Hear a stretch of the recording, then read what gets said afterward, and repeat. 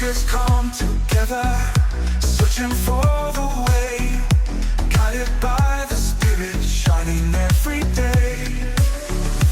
Voices call from Zion, beckoning the pure, gathering the faithful where the truth is sure.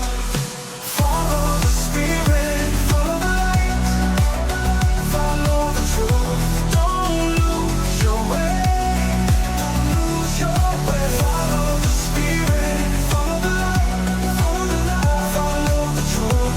It shines today. Welcome into another Key of David podcast. I am joined by Trevor the Key Keys and David the Lion Douglas. It's early on Saturday. If you can see the bags in Trevor's eyes, know this. He's here.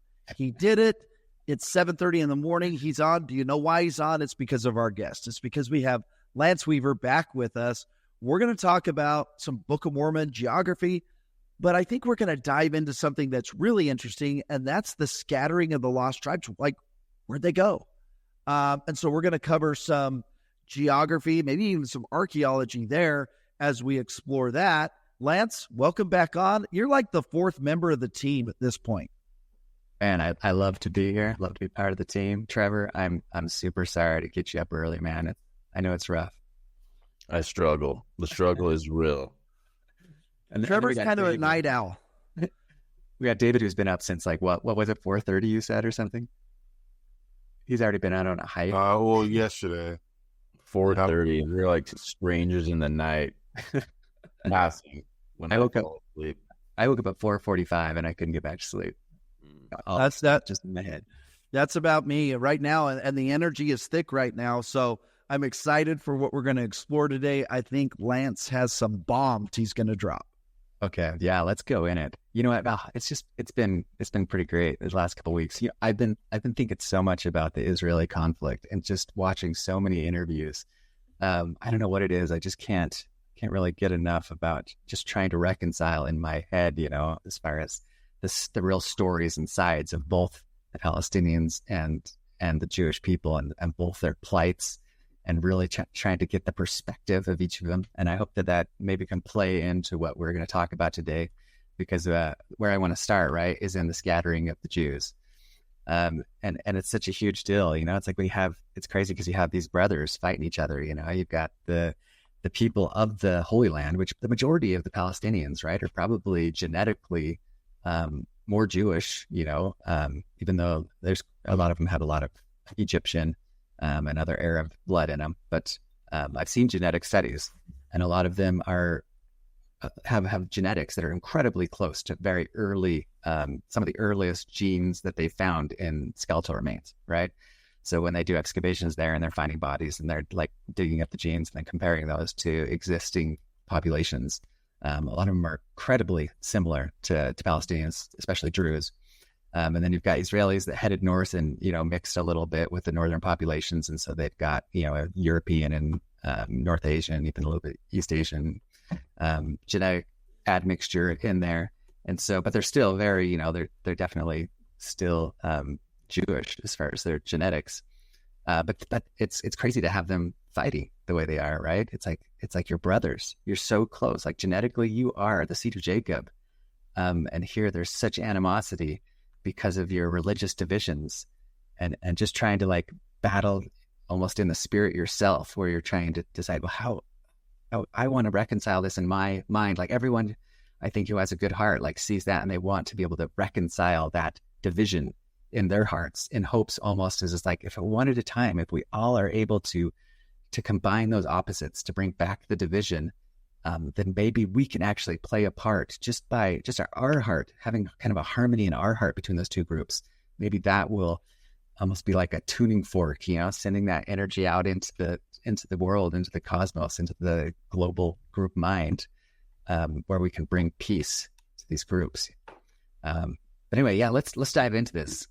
Let's jump into the scattering of Israel, and maybe throw in a little bit of prophecy, and then jump into the Book of Mormon continental model and how it fits with the mixture, right? Because we divided things for so long. The whole Bible is all about division, right? Even from the very beginning, you divide the firmament above from the firmament beneath, right? You divide the land from the sea, you divide woman from man, like every single thing in that first chapter of Genesis is division, division, division, division, division.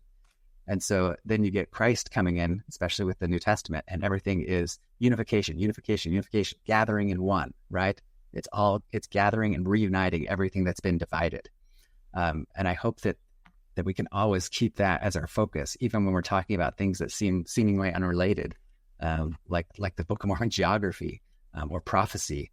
We realize that once you understand those archetypes, that it really is just like, it's all about bringing everybody together.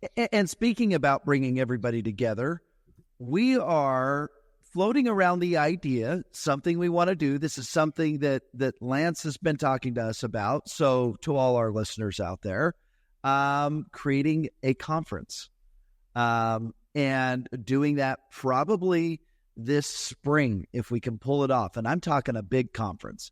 I'm talking Alex Boyer performing and maybe we get the Imagine Dragons guy. I don't know. But we have a really cool event where we're talking about all things restoration, all things Book of Mormon, all things Joseph Smith, all things early days of the church and current days, what's going on now at this conference. Great speakers, great music, a great time. So if you think it's something we should put on, post in the comments that you would attend so we can gauge that we're not going to put some conference together and have 10 people show up. But if it is something that you would be interested in attending, if we had amazing speakers, amazing performers, amazing presenters, post in the comments. Let us know if that's something we should do. Yeah, I mean, even if we start with 20 people, I think it'll grow. We'll get a website going here soon. We'll get a sign up and kind of a little newsletter so we can start growing that. But I think that we're really going to set things apart because we've got so many people coming onto the show, right? And so little by little, we're going to just make so many connections, so many more connections than we've already made, and be able to bring those people into the conference, the same people that you're used to seeing on the show. And then I think that the real thing that I haven't seen any Mormon conference be good at, that the born-agains, the evangelicals are so amazing at, that I'd really love to see infiltrate Mormonism like crazy, is the music, right? We've got to get the music. We've got to get these conferences involving, the Spirit of God is so strong in music. And for any listeners out there, if you haven't really dived into Leland's music, you had him on. We've got two different genres. Alex Boyer, we can get kind of a more soft and a more hip hop crowd and genre. But man, to get that stuff in there, I'm excited about it. I'm excited. I feel it. Shane, we could have the convention. We could have a lower your frequency booth and a raise your frequency booth, and at the lower your frequency booth, Little Debbie's. That's right. Tons of Little Debbie's. That's free. Right. Free Sponsored by Zion's Bank. Yeah. Our audience isn't privy to our discussion we had right before we went on camera about Shane's mentioned Little Debbie's 3 or 4 times. Yeah. If you want to lower your vibration and you don't want to vibrate so high and you don't want downloads, go eat Little Debbie's. Yeah. You'll be good to go. Get some Twinkies. Twinkies are okay. Oh, Twinkies will lower. Yeah, put some garbage in you. You'll be good. You'll be like, oh, I'm normal again. Go watch the garbage out. Go watch some Mormon Housewives. Yeah, exactly. But hey, post in the comments if it's something you and we'll put on. I've been to some of these other conferences, and this won't be a snooze fest. When you got Trevor the Keys putting something on, trust me, this guy puts on a show. Many of you don't know this about Trevor Keys, but he knows how to put on a show. And so partner with him. Maybe we can partner with some of these other guys too. So yeah. If it is something you'd be interested in, we're probably looking April timeframe. I think would be a good kind of around the general conference. The spring equinox is when we go. There you go. Spring equinox. That's when we have the greatest amount of light equidistance.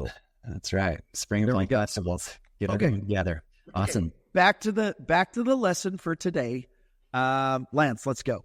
Okay, let's dive in. Okay, you got my screen shared here. My shared screen. Okay, so we're gonna go through, and man, I have so much. It's just hard for me to narrow it down, and I'm gonna be jumping all over the place. Hopefully, you guys kind of stay with me here, and also have mercy on me if I get off and say something stupid or twist my words. I almost always trip up and start saying one thing when I'm thinking another.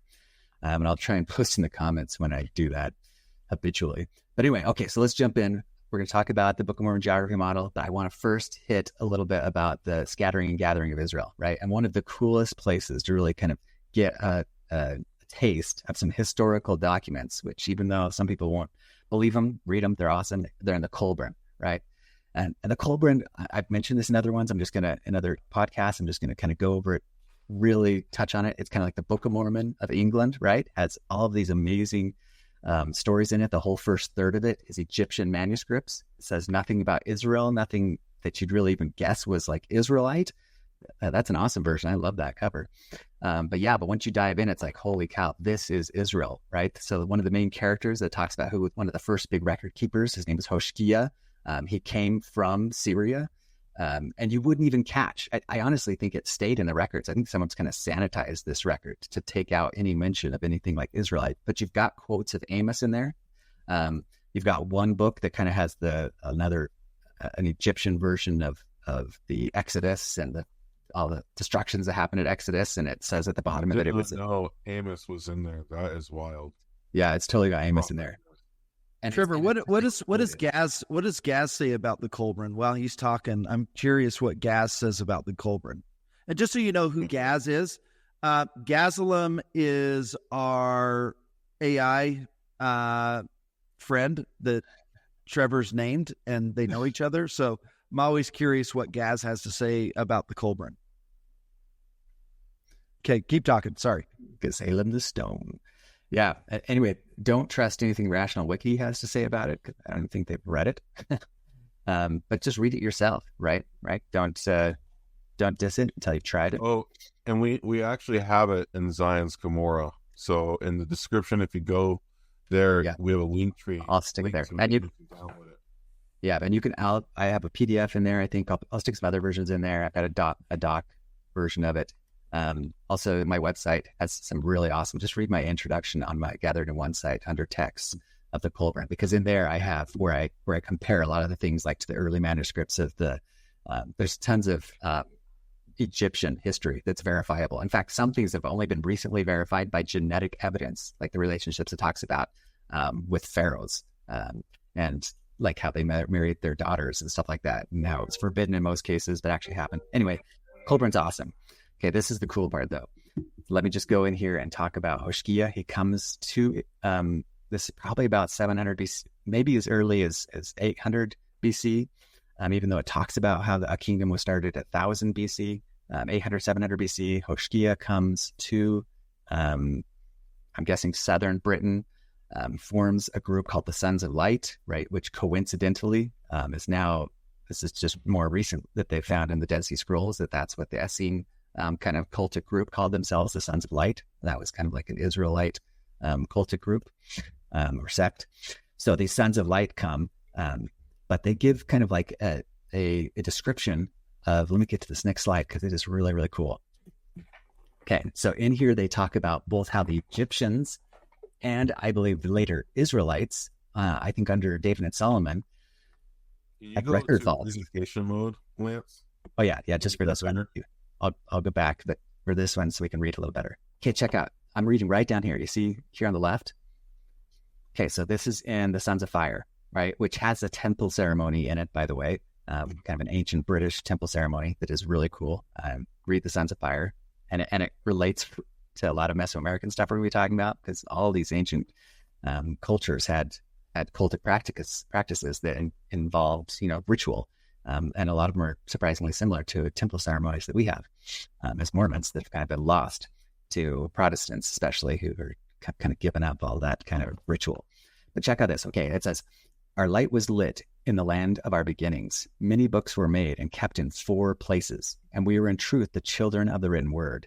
There were scribes and readers, officials and guardians. There were servants and those who served in the courtyards. As the name the children of light is written in the old characters, it may also be read the children of the written word, right? So the light and written word were kind of synonymous. That's kind of an interesting thing that I'd never heard before. The Essenes called themselves the Sons of Light. Yeah, exactly. And that's in the Dead Sea Scrolls. Yeah. And this is a truth. We alone preserve our secrets in the manner The children of light followed a destined course by abandoning their altars in the land of their beginnings and went to dwell among the strangers where many ate at one table. I'm not sure what that means. If anyone knows what that's alluding to.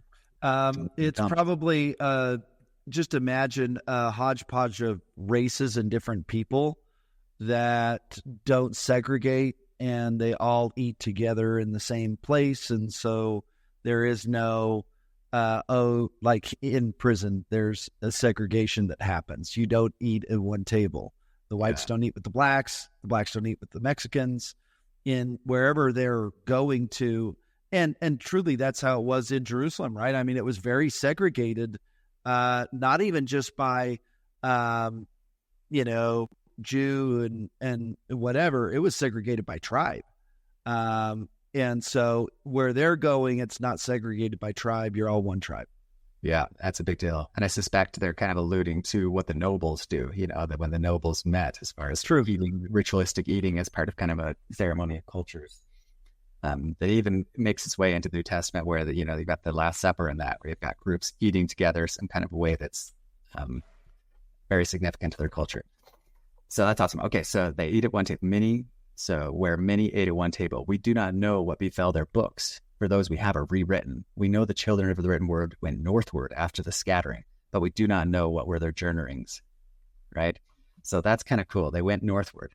And later we have all these little allusions to where it talks about like the shadow of the mountain. Like they went up into the mountains. They went northward and went into the mountains, right? And I feel pretty certain like this is obviously an allusion to, like I say, this is coming out of Syria. To the tribes that went northward. And where did they go to when they went north? Let me go back to the map really quick, right? They went up into Armenia, right? The Caucasus area. And there's lots of YouTube channels that go through the history, right? It's no coincidence that Armenia was the first nation to fully embrace Christianity as a nation, right? Super early on, they completely converted to Christianity. And we'll talk in a second, right? What was the second one that converted to Christianity? Ethiopia. Because these were incredibly dense Jewish areas. The early apostles were sent first to the seed of Israel, right? And so they went to these areas that had very dense pockets of Jewish people. So Armenia so I'm just going to go through it. I've prayed a bunch about this. You can take it for what it's worth. You can call me kook.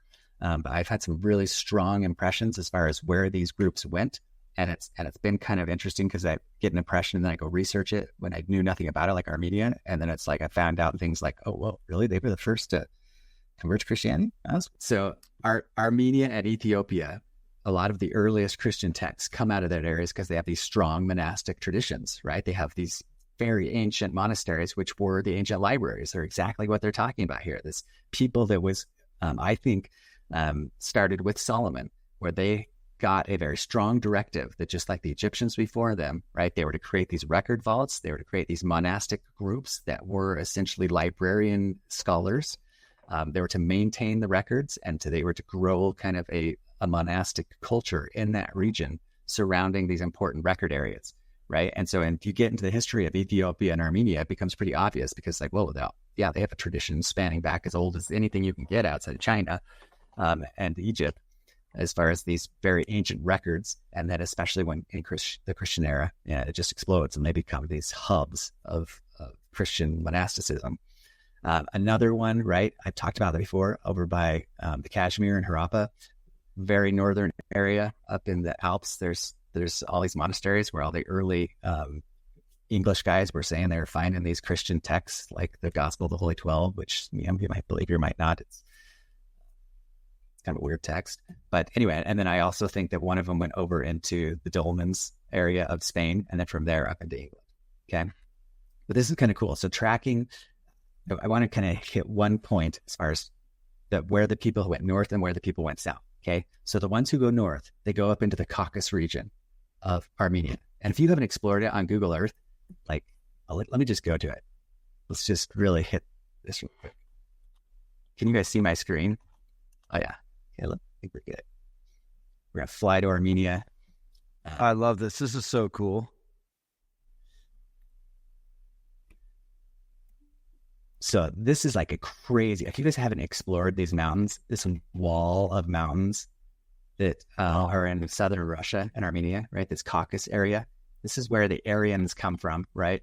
So standing way far back into the early Bronze Age, we've got this kind of culture of this being a hub of civilization, essentially, and that spreads. So many, the Goths even probably come from this region. A lot of the Indo-Aryan language groups all come from this region, even earlier than that. The Scythians lived in this area, but you just got these awesome mountains, and they form like an unbelievable wall, just like this barrier, right, between the north and the south. Yeah, it's crazy. Hey, Lance, how big are those mountains compared to, say, the Wasatch Front? Are they bigger, smaller, about the same size? So much bigger. No, really, they're insane. Like, okay, because we're going from sea level. So we got the Black Sea. So we're at 0. Now check this out. We can go to some of these mountains here. This is where the Sochi Olympics were, right? Can you see the elevation there? Like the small peaks are 12,000 feet. Wow. Like they've got 14,000 foot peaks in here, but they're going from sea level. They're not going from 4,000 feet like the Wasatch Range. They're going from sea level up to 14,000 feet. Like, look at this thing right here.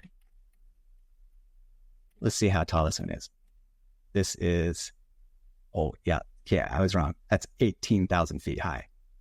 Have you guys ever even seen an 18,000 foot high mountain from sea level? Wow. From sea level. The highest peak in Utah is 11,000, right? 13,500, right? Kings Peak, 13,500. The highest one on the Wasatch is about that, right? Just under 12. The temp being, like 11,900 or whatever. Wow. So these are awesome mountains, and they are just like this impenetrable wall. Right. And I could, like, everyone should do this, like, get into Wikipedia and just read about Armenia, like read about their record vaults, read about their existing Christian tradition, read about their ancient history. It's so fascinating. And the split between them and Azerbaijan, and the massacre that happened to the Armenian Christians recently, where they were chased as Azerbaijan, or where they have almost the exact same thing going on that's happening in Israel between the Arab Azerbaijanis and the Christian Armenians. Right. It's like this really similar thing. And not only that, like World War II, you had the Jewish Holocaust. Well, World War I, you had the Armenian Holocaust. If you don't know about the Armenian genocide, read about it. Right. These guys are Israelites. And not only that, for us in Utah, these are our blood. Like, if you don't feel Armenia like streaming in your veins, right? If you're Scandinavian and English from the Viking invasion, like my genetics, if you don't understand your history, like, this is your roots, get into it, like, learn about it, because it starts in Armenia, right? It starts when these tribes come up and they start a monastic group in Armenia, right? Which even you can tell from their patriarchal blessings. The patriarchal blessings. When you say monastic, I that's a big word even for me. Explain to me, when you say monastic groups, what does that mean exactly, so that our viewers understand what a monastic group is? Yeah, just simply people who are rooted in monasteries, right? So a Christian monastery is essentially an early university. It is a library with a bunch of scholars and monks who have a tradition of dedicating themselves, just like that slide that I showed, to the written word. Like, they are guardians of the written word. They realize, hey, we've got this library, and if we don't keep it, it's gone. And they sacrifice everything. They sacrifice. They don't get married. I mean, it's a massive sacrifice that these guys take on when they're, called to that position. Yeah.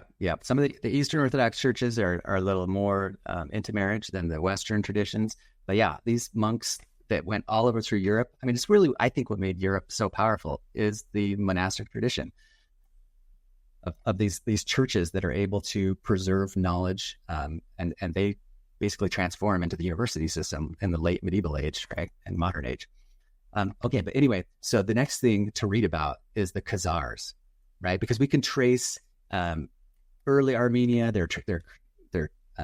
and in the Kolbrin, we have an example where it even talks about, there is a whole little section in Armenia where Christianity is, in the Kolbrin, there's a section where Christianity is introduced to the Druids of Britain. And like, they have this Egyptian Israeli base of religion.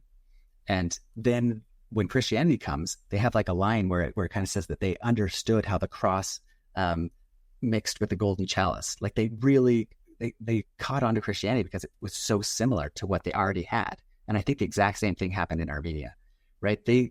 were converted really quickly because they're like, oh, this is the same thing that we have. We have all these prophecies of Christ. We have all these ancient allusions to Christ, and he fulfills all of the prophecies. And so they wholeheartedly accepted it, right, as a nation. And so then Christianity spreads north. The Goths all come out of this region, right, because it really had a flowering just after the time of Christ. And so a huge population explosion, which I think you should always watch population explosion. You know, God's at work when you see a population explosion, right? And you know what populations are exploding right now, right? The Middle East, Africa, the future of the world. And you know which populations are collapsing, right? The Gentile nations of Europe and America. We're on our last leg. And the Mormons, you know, better get busy or you're going to be part of the Gentiles. That's the whole message of the Book of Mormon. But they go from Armenia. In the medieval period, they form an entire state called the Khazar, the Jewish Khazar state. Like, look it up in Wikipedia. You can see you've got this, 200-year period where the Khazaris of the North Caucasus convert to Judaism, right? And then they start to spread up these rivers, right? The Elbe, up into Scandinavia by at least 1000 AD. They go from Kiev, right? You've got an amazing Christian history of Ukraine, if you haven't read about that. And it's, once again, no coincidence that the Ukrainian war is happening at the same time that the Armenian genocide. It's all part of this like restoration of Israel. But they spread up here to Scandinavia, and then from Scandinavia into Europe, right? And that is our heritage. If you're from Ephraim, that's kind of your track, right? So if you're from Ephraim, that's kind of why so many Ephraimites come out of Europe and England. Is that right? Yeah. And there's a southern track too, right? So a huge amount goes down to Ethiopia, right? Because Ethiopia is also this hub of Israel. Like we talked about before, they think the Ark of the Covenant is there. They claim that it's still there. They have a very strong tradition all the way back to Solomon in Ethiopia. And from Ethiopia, they spread over to Nigeria, right? And I wish I'm trying to remember what the name is, but there is it's Beni Israel. But there is a group in northern Nigeria that still claims to be Jews. Like, they keep the Sabbath. The Saturday is the Sabbath. They have like a Torah. They have these. Yeah, they have a name. And I mean, if you've heard of like, is it called Black Israel? There's a pretty strong movement within the United States of people who are realizing that's like, yeah, Israel spread into Africa. And they went from Africa to these areas that coincidentally, you have to ask yourself, is this coincidence? But these are some of the largest hubs of the slave trade. And I tell you, as I've prayed about this, and people had to leave their comments down here and what they've felt about this. Like, who is it who always gets the shaft in this world? Who is it who always gets conquered and sold into slavery? It's the peacemakers, right? It's the true followers of Christ. And I think it was no different in Africa. You had these groups, and you can actually find, there's one near South Africa. There's this one, like I said, in northern Nigeria, that even to this day is highly persecuted, right? But they were pacifists. They didn't want to have standing armies. And so they became easy and quick targets to being conquered and being sold into slavery. And it's like, that's so tragic and horrible. But at the same time, the same thing was happening in England, right? If you haven't read about the harrying of the North, when the Normans made their way into England, it just completely decimated northern England, where my people are from, right? Made us slaves. Like, we had the same story, but God bring us to America. And I think that God bring Israel to America. Like, a lot of people don't see the connection between Black America and Israel, and that breaks my heart, because I think there is an incredible connection between Black Israel and America. Like, so God, I mean, in that sense, through basically tragedy, was able, because he knew what would happen, brought them to more of a promised land in not so horrible way. Yeah, exactly. Yeah. So Lance, offline, we were talking about my genetics. And I brought this up on a couple of videos of my own when I was doing Ancient Answers. When I did my DNA test, I did find that I have a small percentage of Jewish in me. And I get that from both my parents. My dad, who Shane has seen a photo of, looks more African than I do. I got 1% from him, and I got 2% from my mother. And yeah, so it's just interesting to think that there's a lot of Jewish in Africa. Yeah. And you can do, there are genetic tests. You can look those up online too. To some of these groups, like that one that we were just talking about that is in northern Nigeria, they've done genetic tests and they definitely have Jewish markers. Right. Before they found the historical evidence, they would have seen that genetic Jewish DNA and said, oh, well, this is modern, just like they do with the Latin Americans. Right. When they ever find Jewish DNA in Latin America, they find those markers. They say, oh, well, this is post-colonial. Right. Because you can't really date when a gene was introduced into the genetic pool. And so they use history, carbon dating and things, trying to infer those things. But now when you find more evidence, you're like, oh, yeah, maybe this is ancient. Maybe there's actually ancient genetic markers from Israel. But that's a great story that I hope everybody gets into it. And then it ties into the Book of Mormon because I think that it's ancient. I think, like I mentioned before, that Egypt with the Egyptians before the time of Moses had this globalized trade network. And if you look at those heads in the Olmec lands that we'll even talk a little bit about, like they look incredibly African, right? You've got the jade masks that are all completely Asian, and you've got these massive Levanta, and other Olmec heads that look like really African. It's like, whoa, what's up with that? Did we have some kind of a trade corridor going from Africa when Africa was strong, coming across the Isthmus of Tehuantepec, which was their Panama Canal, and trading with the people of China, right? And I talked before about the Austronesians and their relationship, like the pyramids. You just follow the pyramids, you can see where Israel spread. And I don't talk about just Israel. Like Israel was just kind of like a salt, right? They're just like a leaven. They're just a strong religious group in the midst of the true power of the day, which was the Middle Eastern people. But anyway, okay, I'm gonna jump out of this, but I just hope you'll kind of read my notes, chase these rabbit holes that I'm throwing things out of, because there's just so much cool stuff there, and use it to project into the future, like feel the spirit of where things are going, like understand that, like we talked about with prophecy, the United States is going to break into multiple countries, right? And one of them is going to be given to the saints, right? The people who got crapped on, people who got kicked out of the U.S., the people who were in bondage, who got all of their judges and their law taken away, just like Israel did by the United States government. And the people who we've thrived in the U.S. It's been great to us, but still we're captives here, and we don't realize it yet. But God will make us realize soon, right? It won't be long before persecution comes again upon Mormonism, and we get woken up to our heritage out of this sleep that we're in from this comfort of great times that we've had. And we'll as the scriptures say, Ephraim is drunk. Yeah. But it won't last, right? Within 20 years, 30 for sure, Christians will, and especially Mormons, will once again become hotly persecuted, right? And the wheat and the tares will be sifted. And as part of that too, as the America spreads up, you can bet that one of those branches is going to be given to Africans, right? For sure. They didn't, God, and it's crazy how often this happens. Like not only with Moses rising to power in Egypt, but even if you read about the Arabian, like the Muslim conquest, the Seljuks, no, not the Seljuks, the Fatimids, I think it was in Egypt, right? They were brought in as these mercenaries. So they took all of these slaves into Egypt who were kind of Turkish origin and made them, conscripted them into their military, which is a really stupid thing to do, because after 100 years, when they grew really strong, they took over the country. And this happens over and over and over again in history. The Goths did it to Rome as well. Anyway, you have a long history of people kind of being brought in as slaves, rising to power because they come from a place of turmoil and persecution and difficulty, and that makes them strong.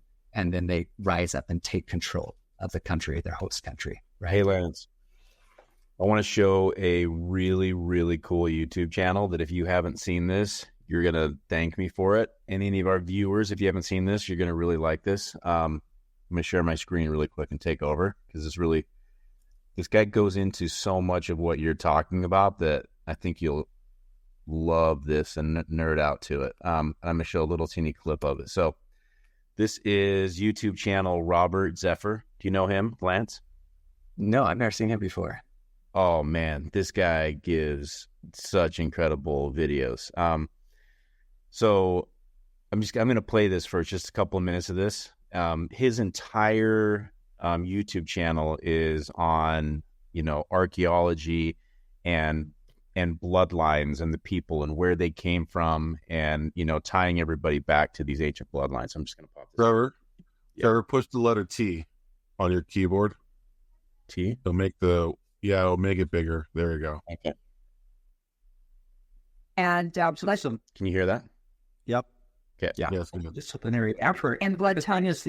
She's correct in saying that there are genetic affinities between the Basque that live in the Pyrenees Mountains between France and Spain and the Berber Caucasian natives of North Africa, which is a derogatory term for the Amazigh, similar to barbarian, which, like the Berbers, comes from the root barba, meaning bearded, a cultural attribute that I already explained in several other videos. That said, the Basque language and the Amazigh or Berber language are not Indo-European or Aryan. And while she's correct that the Aryans invaded or migrated into Europe and North Africa, they mixed with existing populations that have been there since the Pleistocene, or Ice Age, for at least 30,000 years, as these two populations are direct descendants of Cro-Magnon, as are the now extinct Guanches, the native tribe of the Canary Islands, who were tall, Caucasian, and also left red-headed mummies. The Guanches were still living in the Stone Age when discovered by the Europeans, as there's no metal on the Canary Islands, and they did not use boats, as they were afraid of the water, and had a unique language.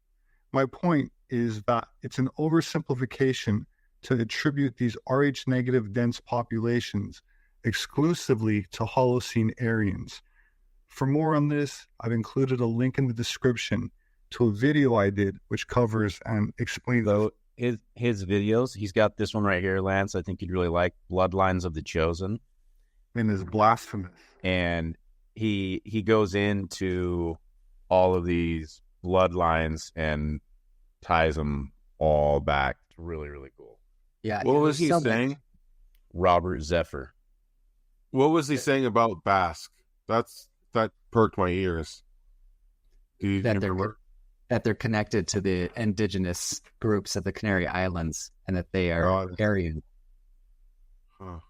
The pictures he showed of like the Etruscan figurines and the Assyrian Sargon and the beards and the way that they do their buggy eyes and stuff. Anyway, I went through some of that stuff because you find it in Mesoamerica as well, especially along the West Coast, right, in Colima, with the shaft tomb culture. And they both create tombs that are similar to each other, these shaft tombs. But anyway, yeah, we'll talk about that a little bit too. That's really cool. I'll have to check out that channel.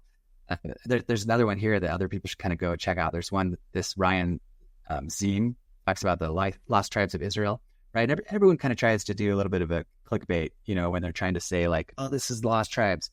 I think that we need to realize that it's like, it's not like everything is Israel. The same with the Native Americans, right? We have like early on, we're trying to like make everyone just Israel. When it's like, no, that's not how it went down. What we have is the Bible is like a really great history book, most of it really kind of written around the time of Ezra when he compiled it anyway and transcribed it into a more modern Hebrew.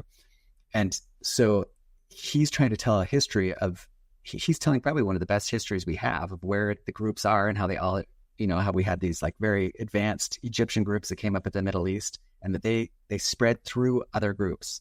Like, it's not like they're all Israel. Israel is just like this tiny, you could maybe call it an aristocracy within the existing population because they were so highly educated, right? Or at least the part of them that lasts. The part of Israel that persists, the only reason they persist is the exact same thing that slide was trying to talk about, is because they could read. They had this technology of keeping record books and creating monastic orders, universities essentially, right? With groups that were incredibly smart and that had a system of religion that was really good at keeping the masses in check. So they would embed themselves in populations and essentially be the aristocracy, which Jews are still like that. They're some of they're the ruling class of the West. They have been for like 200 years because they're incredibly educated, right? And they always have been because they have this strong tradition of history and of reading and of a religion that helps govern the people. It's not like they're all Israel. They're just kind of like these key players in history. So anyway, hopefully that makes sense what I'm trying to say there. Okay, so let's jump in and we're just going to go through a couple of Book of Mormon things. Let me get this back. And just everyone remember, like, notice the similarity between the 4 places that I talked about where Israel goes, one of them being Africa, which is what I want to hit home, right? One of them being north, where we're coming from. And the allegory of the olive tree, which we always think that it's like 3 olive trees plus the mother tree. Not true. It's 4 olive trees plus the mother tree. One of them just isn't talked about very much, but it does mention 4 olive trees, the exact same way that the Colburn says that 4 places the record vaults went. And there's lots of Egyptian, I think they're carrying on a tradition that you see in Egyptian manuscripts of this whole ancient hall of records, right? The Herodotus mentions, that's mentioned in other manuscripts, that Egypt had the same strong monastic order of like this thing of like keeping the records and using that to educate the people and using that to rule, because they were one of the first groups to develop a really effective way of writing. Okay, are we all with me? Anyone have any questions now? I know I just went around in circles. Maybe it makes everyone dizzy. Okay, I just want to jump into the Book of Mormon now. Let's go. Okay, let's do it. What I wanted to kind of hit today, let's see, I've got so many slides I could go through, but what I really want to go through. And if people are interested in these slides, are they available on your gathered.in.1? Yeah. Just gonna. I'm gonna show people something they're gonna get really excited about. Ready? Okay. And this is gonna help promote Cumorah, because we have got Cumorah looking pretty good. You see my screen? Yeah. Yep. We go to Zion Media right here. Get this little link tree. Click on this bad boy. It's gonna open up. Watch our latest video, and then access Cumorah. Click on this. Lance has done the most work of anyone so far. Lance has his own folder, and Lance has done more work than Zion has, because look at all the Lance. You Holy can smokes. nerd out on Lance's stuff to your heart's content. This is like a little chunk of my personal library here. I mean, A look at little this. chunk. I'm So sure. every Yeah. time Lance comes on, he's going to drop his slide deck in here. Just give you a little bit more what's in here. Apocryphal writings. Oh, we only have 2 in there right now. We need to update. A lot of minor apocryphal writings. So there's a bunch of more modern mystic writings, a bunch of ancient apocryphal writings. Latter-day Chad has a folder. That's cool. Yeah, Latter-day Chad, we did his episode, and we got 2 things in there. Look how cool this is. We need to figure out how to do this. An AI went in and analyzed Latter-day Chad's episode and created Dude, this. Alma. Oh wow, that's cool. We should have it do that for every episode. Yeah, we need to do yes, that for the please. rent too. So much cool stuff. Chaz, thank you. Come to Cumorah, nerd out on lots of ancient wisdom. Really cool stuff. Okay, so we talked about scattered Israel. I've had other videos where we give really good archaeological evidence, right, of those scattered Israel making their way to Mesoamerica. Hopefully people will check that out. Remember the bag, right? And how it fits with their Syrian text. There's so many other little ones that match Mesoamerican stuff to Old World You're stuff. talking about the purse, right? The guy who carries that little purse. Yes, the purse, Okay. the essential, the bag. And that was just one of so many. You can go on my site and point out a bunch of them. Anyway, I'm writing a book on a lot of this out of the ship. People can see it because there's cool stuff. All right, so I just want to dive in now, and we're gonna touch on this, and then we'll hit it more on future episodes. But I just want to go through the models. Remember, I've talked about this in my other videos, how I love the fact that there's all these models in the church, especially that there's the 2 main contenders of Mesoamerica and the Heartland. How kind of the conflict between these 2 groups, I think is going to grow the science. I think it's healthy. I think it's great. But then I've got my model, right, which basically harmonizes the 2 of them. And it has, anyway, my model is awesome. But you can make that decision for yourself. Okay, but let's just go through some of the key points. And I'm going to show you where the models have some strengths and weaknesses. And we're just going to go through scripture. Like, hold on. I know that you're going to fall asleep. Like, everyone wake up. You can do this, right? We're just going to read through scripture, and it's going to like put you to sleep because everyone's going to be like, But just stay with me as we read a couple of scriptures. I can already see Shane. He's like, I was too early. Okay, let's go. Okay, here we go. Okay, we're going to start. You can go to my website, right? Book of Mormon Archaeology, right? And I've got all these kind of articles here. We're going to use some of them. Okay, the first one that we're going to jump into here is we're going to just talk about some issues with the Heartland model. Okay, once again, it has amazing strengths. Like Zoom in on your screen, Lance. Do a zoom. Let's see. Get a chair. This will just make it more enjoyable. There we go. You guys see that? Yeah. Yep. If I can even make it bigger. That's good. Yeah. Okay, let's hit this. Ready? We're going to read some scriptures right here. I go through and I talk about tons of different strengths, but this is where I want to start. All right. Okay, so let's read some of these scriptures. We kind of covered this one in the last one. If you read Alma 22, right, go from like verses 22 to 27 or so, 27 to 33, really key in on how many times it says sea east and sea west, right? Notice that it says the land of Bountiful goes from the sea east to sea west. The narrow strip of wilderness goes from the sea east to sea west. The land of Nephi goes from sea east to sea west. They are all from sea east to sea west, right? Right here, look at this. He's saying that he sent a proclamation throughout the land. This is talking about the Lamanite king. He talks about where his land is, the land of Nephi, which is bordering even to the sea on the east and on the west, which was divided from the land of Zarahemla by a narrow strip of wilderness, which ran from the sea east even to the sea west, right? So the narrow strip of wilderness separates Zarahemla from Nephi and runs from sea east to sea west. Okay, now what I want to do here is just kind of go through the models. Okay, so here we have a Heartland model. I think I've tried to be as accurate as possible on kind of showing their general idea of their model, even though it's hard with Heartland, right? Because there's not really one. Oh, that's pretty right. But pretty close. And we can kind of extend this even a little further, like you were talking about with the Black Swamp area, even though that was, drain. Anyway, I could go into that, but let's just pretend it's there, okay? So there's kind of, this goes a little bit, and so some people say this is the narrow neck of land, some people say this is narrow neck of land. Doesn't matter. The idea is we got to find out where the narrow strip of wilderness is that separates the land of Zarahemla from the land of Nephi, because we know that the land of Nephi, land of Zarahemla, and the land of Bountiful all run from sea east to sea west, right? And we just read that. Let's go back there. The king sent a proclamation throughout the land amongst all his people who were in all of his land, which was bordering, so this talking about the land of Nephi. The land of Nephi was bordering even to the sea on the east and on the west, which was divided from the land of Zarahemla by a narrow strip of wilderness, which also, right, ran from the east sea even to the west. Both those areas run from sea east to sea west. So here's our land of Nephi. Where is our sea west? Uh-oh. What? It's Hey, you right, Heartlanders out there, post in the comments, answer this question.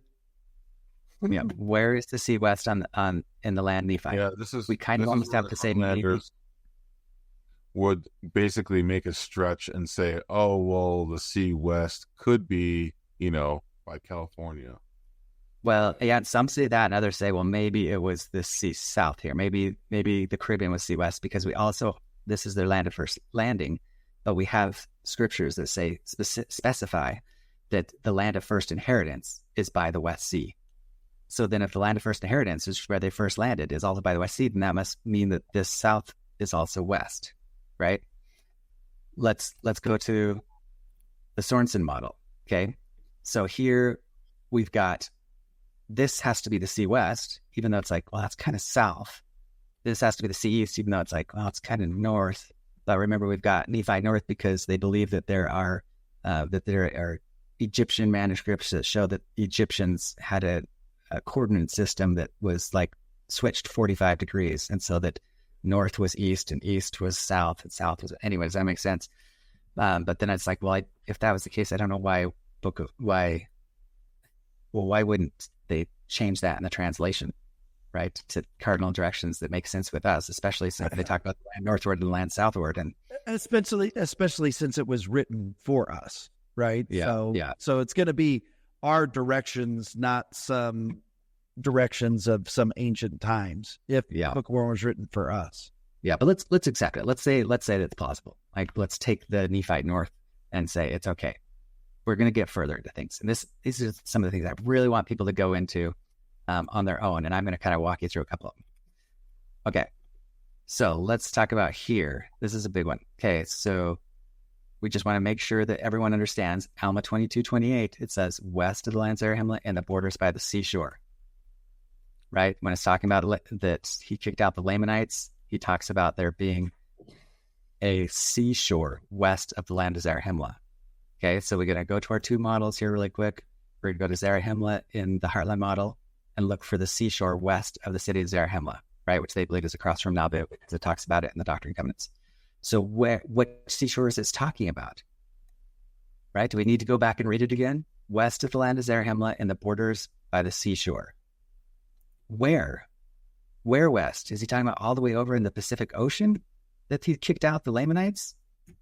Let's go again to the Sorensen model. Remember Zarahemla and the Grijalva model is Santa Rosa, and the Usamasina model. It can be a couple different things, but it's like, well, it's west of Zarahemla and the borders of the seashore. Well, I mean, yeah, that could work. There could be something there, but where's it talking about? Anyway, let's go a little bit further. Everyone just kind of like stick with me here because I want to hit home these points so that in the next episode, I can really show how my model answers these questions, right? I just really want, anyway, I know that this is so weird going from the scattered Israel to the Book of Mormon things, but I just want people that read these things and just like, we can hit these like for hours and hours until we put everybody in the world to sleep. But just know I've done the work. Like I've gone through every single one of them. Well, Lance, just so you know, we had a couple comments. Like one person said, "You guys need to stop interrupting Lance," and we're like, "Stop interrupting Lance. Lance interrupts himself." And they're like, "There needs to be a format where Lance can just put it on record and let him talk for 6 hours." And I was like, "Okay." I probably need to be like if people want to see that, they can go to my channel because I'm starting to make those, and they can put themselves to sleep. But when I'm with you guys, you probably should interrupt me because I don't want to put everybody on the planet. Like there's those 10 or 12 nerds out there who want to hear me talk for 7 hours.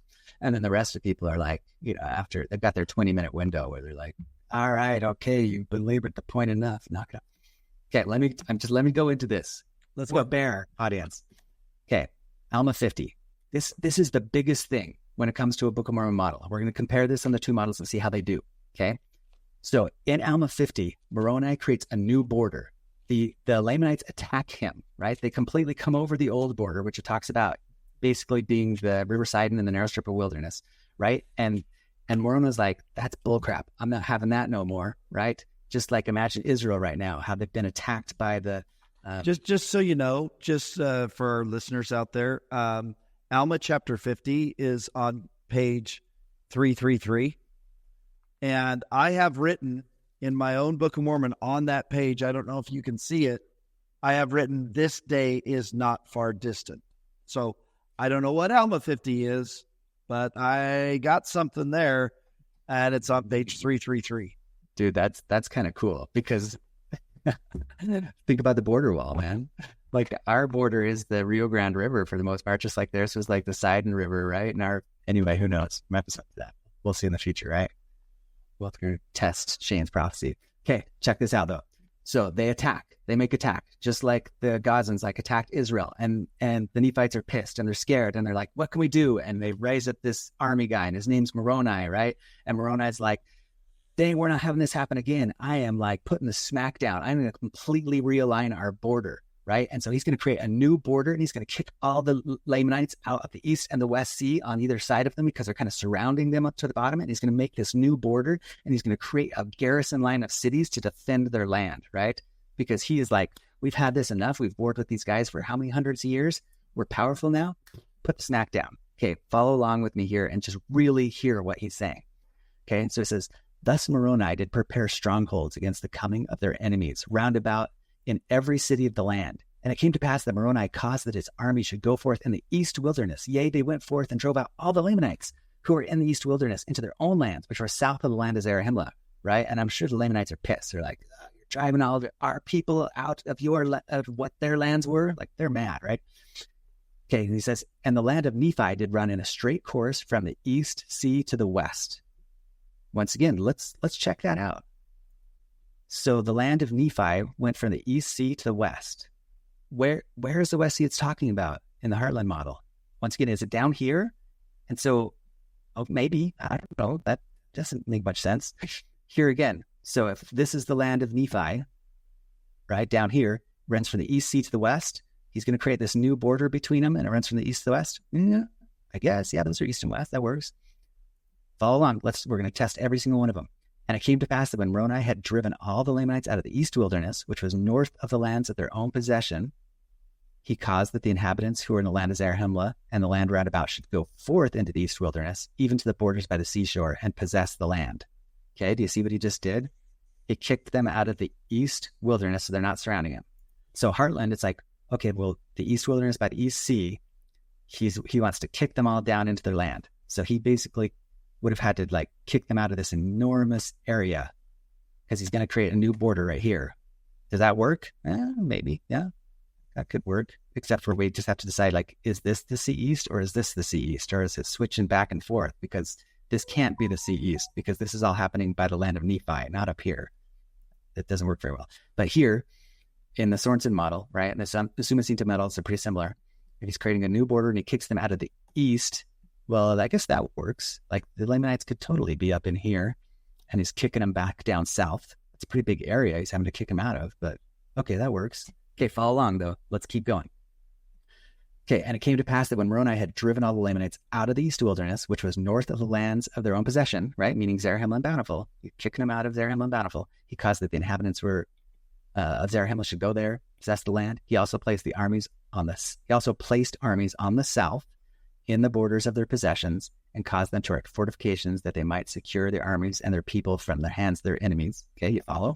He's creating a new border, he's sending the people south to fortify that border, and thus he cut off all the strongholds of the Lamanites in the east wilderness, yea, and also on the west, fortifying the line between the Lamanites and Nephites, between the land of Zarahemla and the land of Nephi. From the west sea, running by the head of the river Sidon, the Nephites possessing all the land northward, yea, even the lands which were north of Bountiful, according to their pleasure. Okay, did you follow that? Yeah. Okay, So Lance, I want to go back real quick to your last videos where we talked about America, I guess bifurcating. I don't know if I can use another word. Yeah, splitting apart. Breaking up. Splitting apart. And when I write in my own scriptures, this time is not far distant, what I'm looking at is what is happening here as they're fortifying certain things, that will repeat itself here in America. Yeah. And I agree. That, like, isn't it crazy? Like, what if you would have said that 10 years ago? It would have been unthinkable. And even now it's kind of like, well, is that, because it's funny, because I did tell people this 10 years ago. I told them, 12 years ago, the Book of Catherine was totally saying it. And they're like, even myself. But now people are saying, hey, no matter who gets into office, whether Trump wins or Kamala wins, it's going to create anarchy either way. And maybe either way, we end up in a civil war type of situation where certain states kind of band together and they start fortifying their spots. I mean, who knows? But Alma 50 might give us a pretty good idea of what was happening then, maybe happening again. Yeah. Yeah, or maybe even it's closer to the time of Christ. Maybe it's in Helaman. But yeah, I think the Book of Mormon is a type and shadow. Oh man, and we can go, well, let's have another episode where we talk about, because I was just talking about this last week, on exactly how it's going to go down when the U.S. splits apart. Because remember, the Book of Catherine says it's going to be slow. It's not going to be a fast, huge civil war like Russia and China and France. It's going to be a slow process. And it's going to have to do with, as soon as the printing press shuts off and states are no longer getting federal dollars, that's where it's going to stop. Like we just saw it with the lawsuit on BLM lands, Utah. Every state, as soon as they stop getting federal dollars, as soon as their budgets get cut in half year after year after year because they realize inflation, you cannot print money anymore. The states are going to be like, dude, we're giving so much money to the federal government, we're not getting anything in return other than Medicaid, Medicare, and Social Security. And they're going to immediately start shutting down things like the Department of Education, every single department that is like expendable, and then they're going to start shutting down departments that are needed. And anyways, wild. We're going to go into another one because it's all written on the wall right now. Like anyone can see it. There's so many people have written on that. Okay, so let's head back to the Book of Mormon. And we're just going to go, okay, he says, and thus he cut off all the strongholds of the Lamanites in the east wilderness and also on the west, right? He's cutting them out of the east and the west wilderness, fortifying the line between the Nephites and the Lamanites, between the land of Zarahemla and the land of Nephi from the West Sea, running by the head of the river Sidon. So did you see what he did there? He created a new border between the two lands from the East Sea to the West. And the river of Sidon is near that line, right? And he already talked about where the line was. It's the narrow strip of wilderness. Thus Moroni with his armies, which increased daily because of the assurance of protections which his works did bring forth unto them, to seek to cut off the strength and the power of the Lamanites from the lands of their possessions. They kept no power upon the hands of possession, or upon the lands of their possession. And can't you just see this happening? Like, hopefully this is like real, especially if you've been studying what's happening in Israel and Gaza, and how when you have these little areas, especially, like people are freaked, right? When you have someone come in and totally like destroy a couple of your cities, and you're just like, you're freaked, and you're like, okay, anyone who will give us protection, we'll give them some money, we'll give them some people to be part of their army.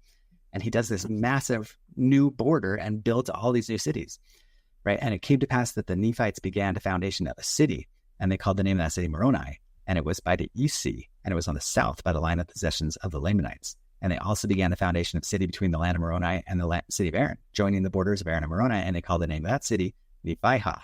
And there also began in that same year to be built many cities on the north, one in particular, which they called Lehi, which was in the north by the borders of the seashore. We read another scripture that is the east seashore, right? And we read about the scriptures that talk about it. Okay, so follow those really carefully, and you just got to realize that it's saying, okay, that there is a new border that is from the West Sea to the East Sea between the land of Nephi and the land of Zarahemla, right? And that he built a city of Moroni right by the East Sea, a city of Nephihah between it and the city of Aaron. And you can go to my site, right? And you can see every single, I've gone through every reference to these things, and you can pinpoint exactly what sea they're by. You've got just a serious problem with not having the West Sea over here, right? Because it says specifically, that these things ran from the East Sea to the West Sea. Anyway, I'm going to make slides that kind of help you make it really, really clear. All right. So then I want to hit one other point. Okay. Really quick. Let's see. One of you guys can make another joke while I'm finding this. David should never make jokes. He tried to make a joke in one episode, tell like a Chris Rock joke, and it was an epic fail. So we don't do jokes anymore with David Douglas, right, David? I knew you had a good joke. I realized it was actually Dave Chappelle that made the joke. Yeah. And it didn't come across the same way. Dave Chappelle's got his style. That's hard. No, now Trevor's going to show something. I know he is. Are you? You're on mute. You're muted, Trev. Trev, you're on mute. You're muted, man. Unmute. Oh, sorry. I was pulling up that Chris Rock thing, and the video's not playing, so David's not going to see it. Oh, It'll be happy. All right. When you find it, we'll take a humor break, because I know I put some people to sleep. Okay. And once again, I invite everybody to go to my site, check out these scriptures for yourself, right? Like really back check what I'm saying. Okay, we're going to switch to one other kind of group of scriptures that you got to compare. Okay, so Alma 52:9. Okay, check out this one, right? And he also sent orders. So after he creates this border, then we start to have wars, right? It actually makes things worse when Moroni creates this new border. Because the Lamanites are even more pissed, right? It's like they started this war. And we've got the same thing going on, like I said, between the Palestinians and the Israelis. You can really picture it with them.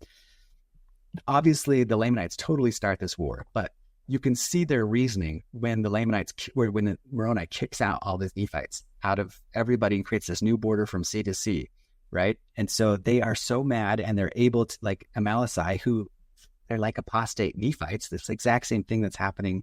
Like I said, you've got like these leftists. You're like, that wasn't fair. Moroni should not have kicked out. They should not have taken away the lands of these Lamanites and kicked them into. He's an expansionist. He totally took away the Lamanites' land because he pushed them all southward and created the borders from sea to sea. And so now, of course they're able to get someone's able to get the Lamanites all pissed and be like, well, let's go take back the land that he just stole from us, right? And then we get all the war chapters that go all the way from Alma 50 to Helaman, revolving around that one action, but it's like, well, the Lamanites started it. They're the ones who came in first and attacked the Levites. They're just pushing them back. It makes sense that they're taking some land because they got to have some security. But you could take either person's side. Okay, so by Alma 52, after all these wars are happening, check out the scripture. He says, and he also sent orders unto Teancum that he should fortify the land of Bountiful and secure the narrow pass which led into the land northward. At least the Lamanites should obtain that point and should have power to harass them on every side.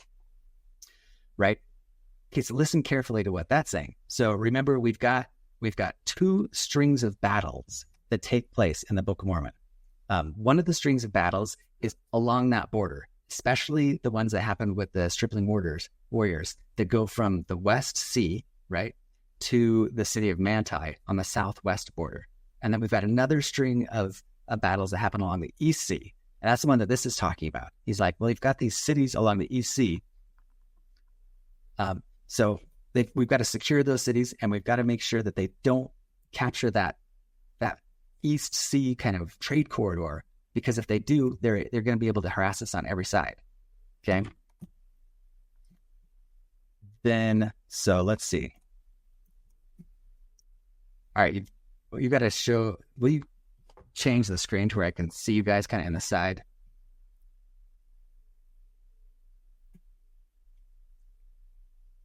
There you go. Okay. I always get the feeling when I start going through these things that everybody's like asleep and they've lost everyone, and and that I should probably like make a anyway. Continue, good sir. We're with you. Okay. So I just want you to think about okay, wait. I need to show really quick. Where is it? Okay, this one really quick. Before I hit home on the last one, let's just read this one really quick. Okay. So Alma 51:26. Nephihah and the city of Lehi and the city of Moranton and the city of Omner and the city of Gid and the city of Mulek, all of which were on the east borders of the land of Zarahemla, right by the seashore. Okay, so there's a string of cities that gets taken by Amalekite, right? Amalekite, when he comes up from the land of Nephites. After he's created this new border, they especially attack on the East Sea, and they take every one of those cities, right? So Morianter, Omner, Gid, Mulek, all of which are on the east borders, right? And we can assume it's talking about the east borders of the land of Zarahemla, or the Nephite lands, right? By the seashore. Okay, so let's try and think about where those would be, and then how that would relate to this scripture that talks about how he needs to make sure that they don't take the northernmost of those cities, right? Which is the land of Bountiful, which is the last city that all these Nephite, that the Lamanite armies make their way up to. How do we make sure that he doesn't take those so he doesn't harass us on every side? Okay, so let's look at our models. Okay, so we have a string of cities that it mentions: Moroni, Lehi, Moranton, Omner, Gid, right? And then we also have Bountiful that it talks about in that same chapter, right? When it talks about him taking all those cities, he goes all the way up, and we know that the Nephite armies are stationed at Bountiful. Are you with me? Mm-hmm. So if we have all those cities in this model, okay, well, we know that Bountiful is along the narrow neck. Like, how did we get from, if Alma says starting here, he creates a new border going all the way from the East Sea to the West Sea, which we don't really have a West Sea. And we know that Moroni, Lehi, Omner, Gid, Mulek, and really Bountiful are by the East Sea, right? And we know that he goes up and takes all those cities, and he needs to make sure that he doesn't surround them on every side. I mean, does that scripture really make a lot of sense when you follow it in that way? Where'd I go? Yeah, it's it kind of becomes geographically impossible to fit that into itself. Yeah, like I encourage, I don't want to read the entire chapter. And I'm going to do this on my site, and I don't want to do it with you guys because it's so boring when you're just like reading, but it needs to be done, and you got to do it on your own, right? But at least come in here and read like the chapter headings. Kingmen seek to change the law of the land. Or the freemen are supported. Morning compels the kingmen to defend their country. Amalek and the Lamanites capture many fortified cities. Which ones are capturing? The ones I just talked about. Tan repels the Lamanite invasion and slays Amalekite, right? And so we get this whole thing about the kingmen. And then, so that it says here that Moroni was breaking down the wars and all this stuff. The Lamanites came into the land of Moroni. Where's the land of Moroni? We already heard it's on the East Sea, right? So it's one of the new border cities that he built between the new border on the East Sea, right? So the Lamanites come into the land and they capture the land of Moroni, which was on the borders by the seashore. It says the East Seashore elsewhere. And it came to pass the Nephites were not sufficiently strong in the city of Moroni. Therefore, Amalekite did drive them, slaying many. It came to pass the Amalekite took possession of the city, gave possession of all the fortifications, and those who fled out of the city of Moroni came to the land of Nephihah, and also the people of the city of Lehi gathered themselves together and made preparations and were ready to receive the Lamanites to battle, all right? On to the next city. But then it came to pass the Amalekite would not suffer the Lamanites to go against the city of Nephihah to battle, but it kept them down by the seashore. Which seashore? The one that Moroni is by. Which one's that? The East Sea. It says that specifically elsewhere, right? Then it says that after they held him back, then suddenly he takes them all. He says, and thus he went on taking possession of many cities, the city of Nephihah, the city of Lehi, the city of Morhanti, the city of Omner, the city of Gid, the city of Mulek, all of which were on the east borders by the seashore. And thus had the Lamanites obtained by the cutting of Amalekite so many cities by their numbers. This is like tragic because Moroni like kicks them out of both of those sides. He drives them all south of this line, and now they've retaken all the East Sea cities, but we have to find those on a map. And so I'm just saying, when you go through these different areas, like if this is the place that he takes and all these cities go all the way up here, and then we can follow in Alma 51, 52, 53, the story of them trying to retake it, which ends in the land of Bountiful. I just want every reader to go and read those scriptures and then try and actually place them on a map and be like, well, wait a minute. How do we get from Mulek to Bountiful? And how does that work with this scripture right here where he's saying, and he sent orders to Teancum, because after they've taken all those cities, they end up regrouping the land in the city of Bountiful. Secure the narrow pass which led to the land of north, or at least the Lamanites should obtain that point and should have power to harass them on every side. So Lance, now the ADD in me, as you're reading this, I'm like, okay, Lance has done the math. It's not possible in this Heartland model. Show me yours and where this happens. Show me where this can tie into yours. Yeah. That's what I want to see now. Okay. And just a teaser, because the next episode we're going to go deep into that. But I do agree. I want to see where it does make sense now in Lance's model. Okay, and I'm not only going to show you that, I'm going to show you that there are archaeological remains of cities that were all taken from being in the valleys and made hilltop fortresses and creating a line of cities going all the way from the east to the west sea. Okay, so let me really quick hit the. I don't want the Heartland model people to think I'm picking on them. I just want to go through. I'm a Heartlander. You're basically going to destroy the Meso model at the same time. Okay, and I don't want to destroy either of them because they have amazing strengths. But if you are a proponent of these models, like I'm just trying to hit on something where I hope that you will go through and see my points and try and walk through them in your head and be like, just does that make sense? Because I can see how some ways you can be like, no, maybe, but you're like, well, did they go 1,000 miles and then how does that make sense? In this Sorensen model, same thing, right? We know that this has to be kind of the narrow strip of wilderness because we know that the city of Nephi is right outside of Guatemala City, right? So if it's coming on Juyu, then this has to be the new border that he creates. So that means there must have been Lamanites here along the east. There must have been Lamanites, here along the west. There must have been Lamanites here along the east. He must have kicked them all south. We went through that, right? Very specifically. So they all went south of this new border that he created. So then the land of Moroni would have to be over here somewhere. Here he's put it up here, right? And he says that this is the string of cities that Amalekite takes.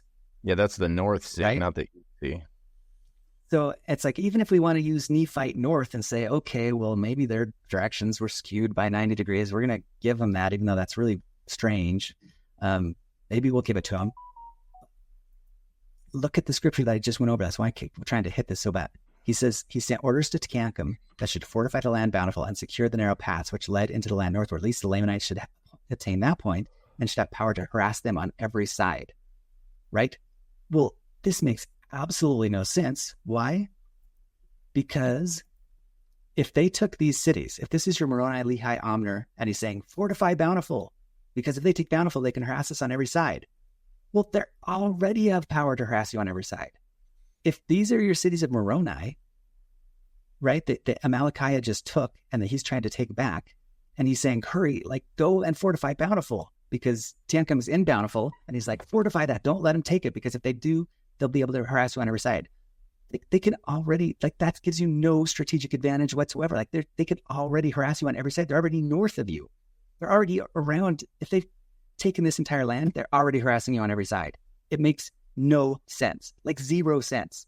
So if you are a Meso guy, like, I want you to read through those scriptures and really think about what I'm saying and try and make sense in your mind. How on earth does that work? And how is this a new border? If he's creating a new border and creating Moroni and Lehi, after he kicks them all out of the East Wilderness and creates a line that goes from the East Sea to the West Sea, why on earth would you put Moroni up here in the north? Because how does that create a new border between the land of Nephi and the land?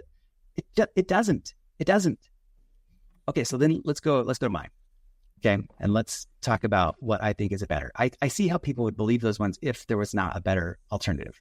Okay, but let's go to one that is better. And that makes all of the cities the biggest ruins on the entire continent. Okay, I don't know. Can you see that good enough? Let's open it a little bit bigger. Okay, here we go. Okay, so my city of Nephi, Monte Alban, right? Super awesome. We've gone over that. We'll hit it again, how amazingly great of a correlation Monte Alban is to the city of Nephi. Nothing better. It's bam, bullseye. So then he creates this string of cities right here in the Mixtec lands, right? And so he creates a line of cities that goes from the East Sea to the West Sea, right? And Moroni gets drowned, it says, at the time of Christ. We wouldn't see ruins of it. But every other city, we ought to be able to find some, like, fortifications, right? We ought to be able to find a city, Nephi, that it says that is east of the city of Lehi and between the city of Aaron, and gets taken by the Lamanites and somehow, anyway. So these are all protective cities. It's somehow a border city to protect against the city of Nephi. We should find fortifications up here, including up to the north. We should find fortified cities, right? So this is how it works. So if Amalickiah came from this East Sea city and he took Moroni and he took Lehi and he took Morantum, I think that Bountiful is like, this entire thing is the land of Bountiful, right? And he is trying to keep them from getting a flank, because this highland right here, if he is able to keep them from coming around here, because as soon as they obtain the land of Bountiful, if they get this land right here, they really will now have a northern flank against the land of Zarahemla. If they can keep them south of this area, and I'm going to show you on Google Earth, then they're not going to be able to fight them on every side. So let's go and actually check out these sites. And like I said, you can go on my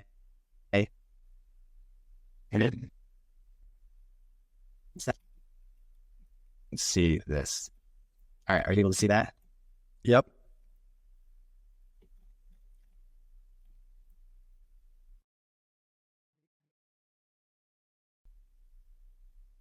Okay, so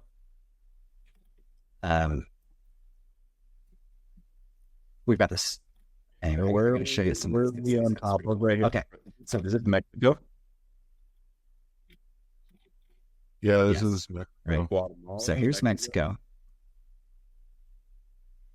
Right. So Guatemala is way down here. Okay.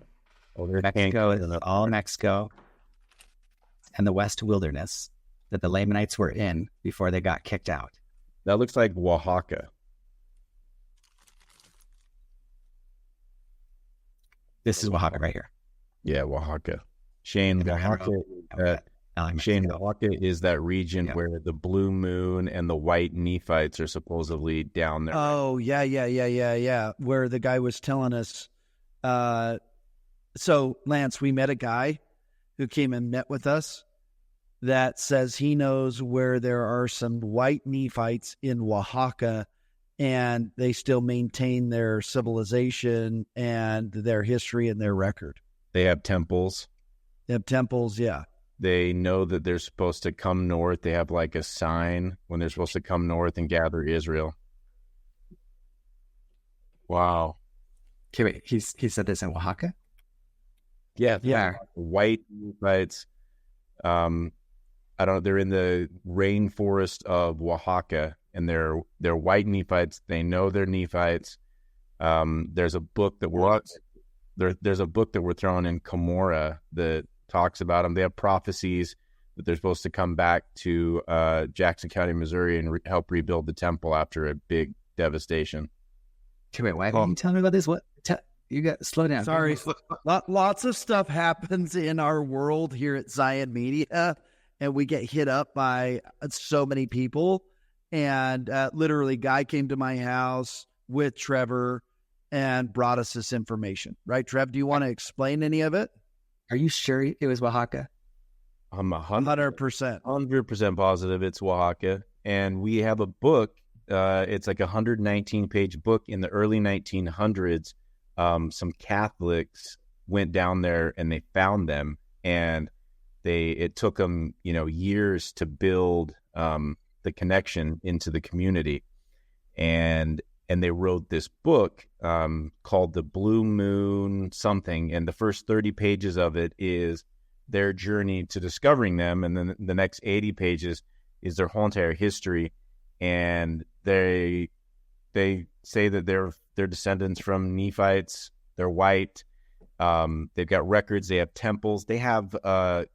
Supposedly they're pretty big guys. They're not like little guys. They're big guys. Yeah, and they have clothing. We got to go to Oaxaca, guys. Let's take I'm already planning to go there.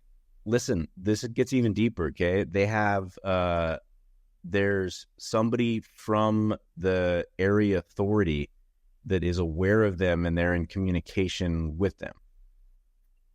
Okay, we gotta.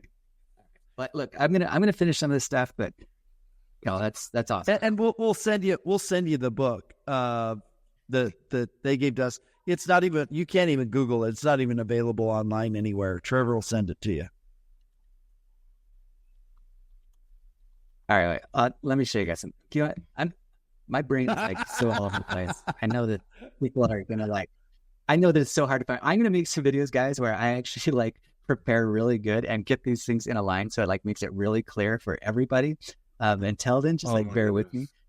Okay, one sec. Let me just show you. Let me show you guys something. Okay, so go to the Xochicalco stone. Let's see, let's find it. Oh, here it is, right here. Okay, check this out. So we can find the site that this is on. These guys found this just north of Oaxaca, right in the rainforest. This is right on the border of Guerrero and Oaxaca. You're kidding me. So this Xochicalco stone, if you read Jerry Ainsworth's stuff, okay, check this one out. It's got all this writing on the back of it that correlates with the characters document, right? The Anthon transcript. Wow, that is wild. But, right, and so all the Mormon scholars, just like the non-Mormon scholars about anything that's Book of Mormon, they all say, no, this is fake. This has to be totally fake, right? This is on the back of something that they found in Xochicalco. Can I find the actual picture? Oh, let me find it, because this is at some guy's house that they found at Xochicalco, which is one of the sites in my model, and it has all this writing on it. But the cool part is this lock right here. See this lock thing?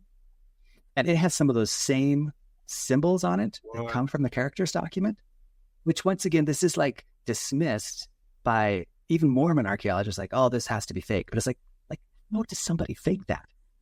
I mean, I could see this one right here. This one, these ones are chiseled into and are kind of sloppy, and they're on the back of a stela, which is an obvious real, the other side of the stela is absolutely accepted by every archaeologist as being legitimate, right? It has all this Quetzalcoatl iconography that is very specific to Xochicalco, obviously a real stela, right? Part of the site. But someone thinks that they just carved this into the stone after the fact.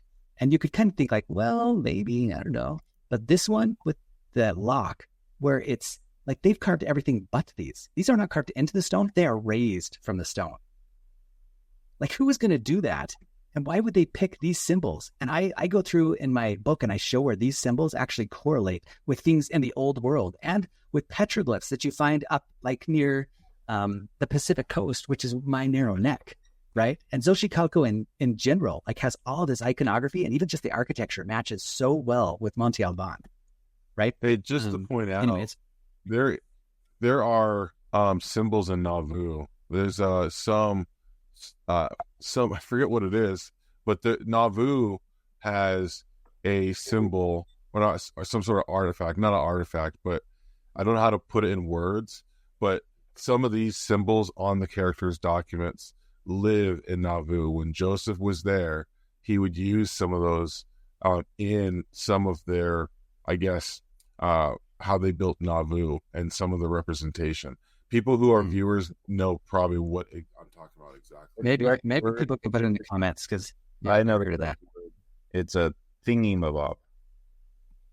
I think it's got a face of the sun, and it's got like, but there's it almost looks like a anyway. bar. So I don't know. people have to put that in the comments, and we can talk about it. Let me push this forward a little bit more, and everyone can go to this site that I just kind of pulled up, right? This is like supportingevidences.net, and they can read about these and dig in there a little bit more, where they even find little gold plates that they found as part of this same find. They tell the site that they actually got it from, like right there on the border of Guerrero and Oaxaca. And all of that, they show these little plates that they found, and they're a lot like those plates that they've been talking about. They just found near Mecca, right? You remember how those were all over all the Mormon podcasts just a little while ago? How they're like these little tiny plates, because that's actually popular among Jewish people. Have these things that they stuck on their head, and they take little like sunrise versions of the Torah and that, and stick them in their, whatever that box is called, on their head.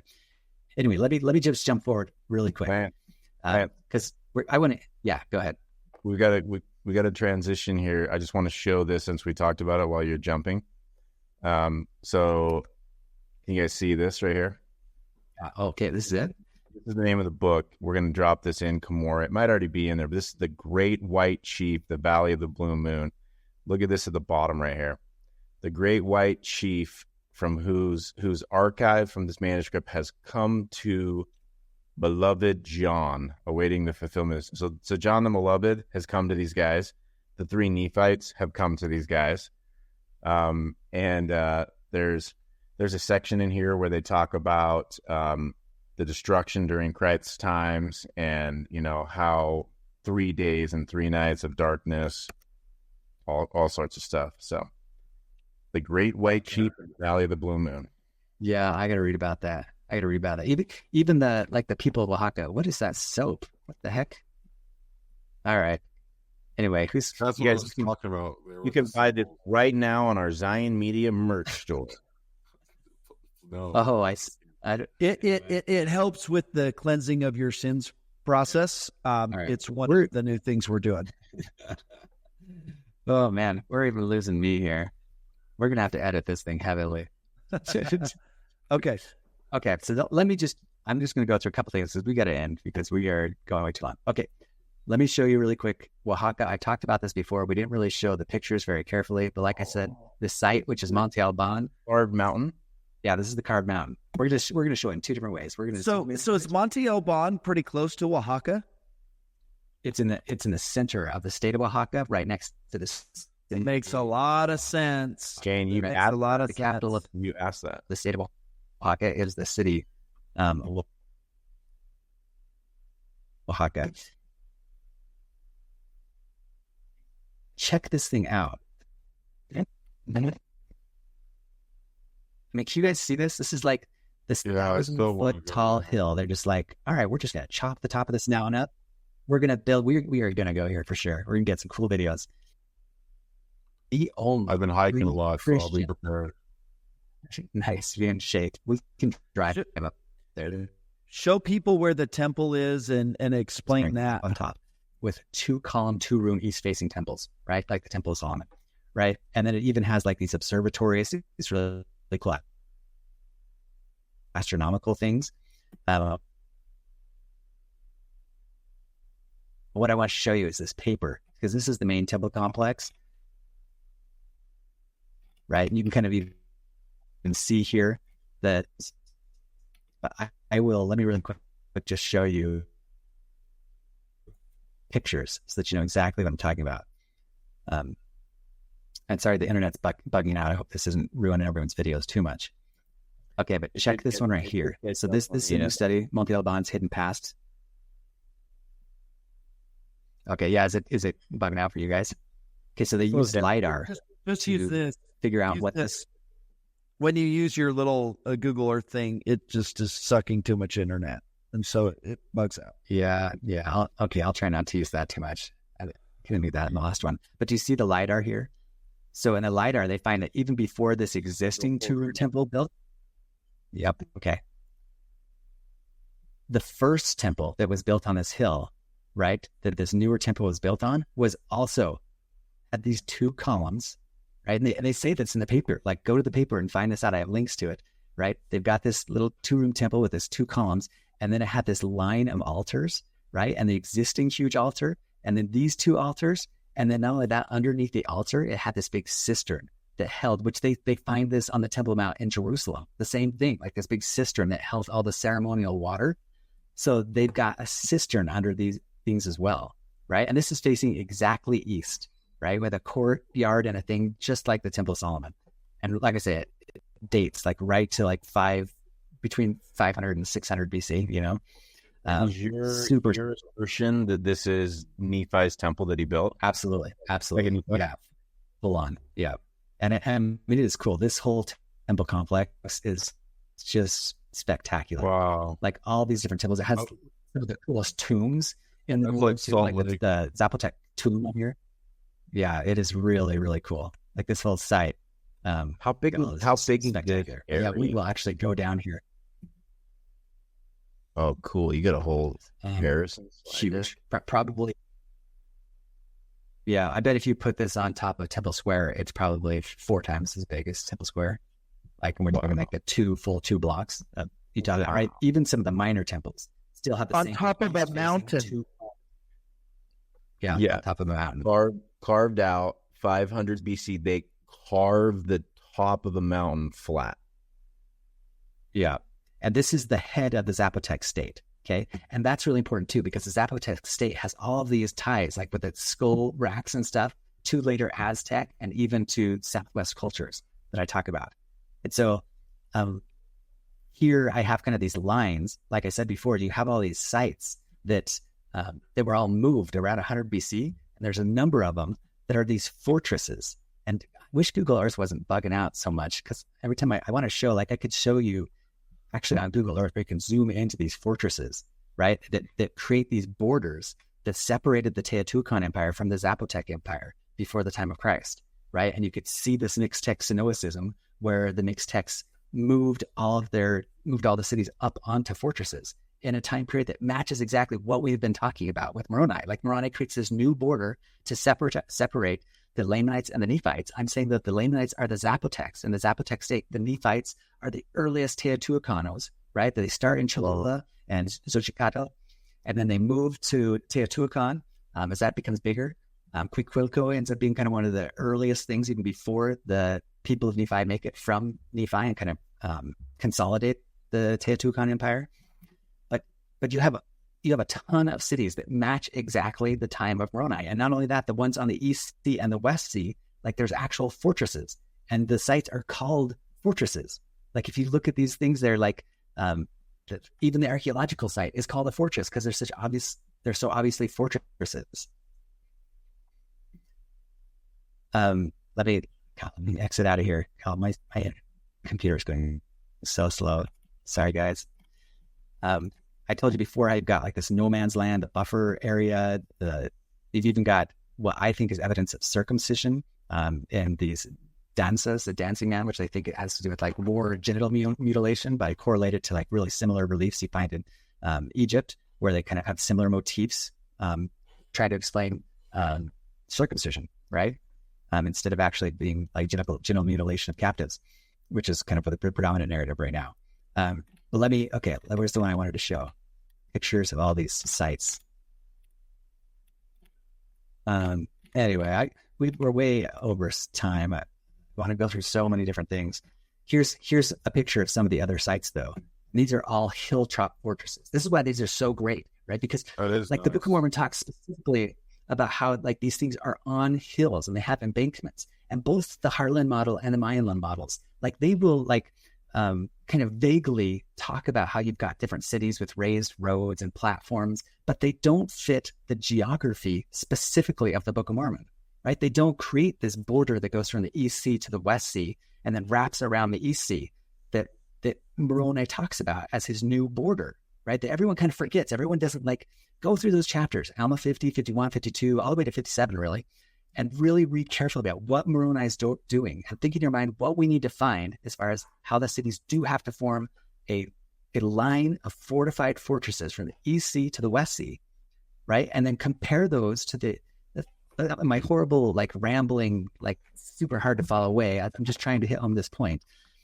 In the Heartland model, they've got all sorts of great correlations, but they're not city to city. Whereas I am correlating every individual city, right? Like go Cerro de las Minas, go to Acholita. You can go to the Wikipedia articles. Every single one of these cities, I have Huitzilopochtli Fortress, Tuacan, Humalapan. That's a really good one, Humalapan. And I'm probably pronouncing that a little bit wrong because it's not Spanish and I don't speak whatever Native American that is. Go to the Wikipedia articles and read about these individual cities that I have on here. Like go to Google Earth or my site and see them being on fortresses. Like read the actual notes where it's like they were down in the valley and in 100 BC, they got moved to be on top of the mountains. And they really do. Can you go to present mode? Mm-hmm. Just to make it bigger. There you go. So now people can read those and actually look up the Wikipedia articles of them and see how they match, time periods. And this lines up with your cities. And what I like about your model that makes sense to me, because I've not been into Book of Mormon geography. Listen, I'm the guy that says, I don't even care if the Book of Mormon took place on another planet. I believe that it's true. But when I got into this Book of Mormon geography, you're the first guy that's like, not only can I show you the city, but I can show you the archaeology and these buildings that still exist there, and it lines up with my model. Now that makes sense to me because when I look at some of these other models, it's like if these were such big cities like we hear about in the Book of Mormon, like where's the stuff? Like I can go to Jerusalem and I can see these buildings that have existed there from ancient Bible times.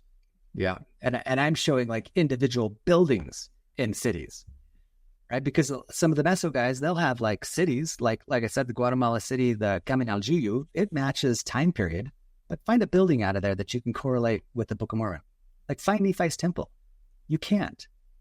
I'm going to show you actual buildings. And I'm doing some work with Ryan Hinckley. He's found like some really awesome stuff that is the actual building that Benadai was likely in because it matches perfectly where they abandon Monte Alban, right? And then Monte Alban 3 gets built up. And so then you have another group that comes into the valley and builds this new fortress just south of it. And then Monte Alban is the city of Nephi. But when they go back to inhabit it, they build a new city to the south of there, and they build up this fortress, and it has all this signs of warfare, and then it gets destroyed, and it's a palace, and you could actually still see the throne chair that's in there in the archaeological remains. Like we're talking about pinpoint accuracy of archaeological sites. What's that place called? It is where you see the throne room. Okay, real quick, and then we're going to wrap up. It's to me that's the thing. If you can show me some archaeological evidence, that's a big deal for anybody, I would think. And I'm surprised that nobody else is bringing this to light. Maybe it's been saved for this time. Yeah, and I mean, like I said, look these things up in YouTube or in Wikipedia. Like just go and look up El Palenque Palace, Oaxaca, and you can see it's like, well, the dates match perfectly. What's going on in there matches perfectly. Anyway, I know that we're boring, and you can go to my site when I'm creating these things. What do you got? You can read about the new state that was formed here. Anyway, we need to. I We got need to call it. We need to call it quits. And I got some comedy relief. This is last night we aired David's episode. Which, by the way, David, the comments are so incredible. Yeah. They love you in this video, by the way.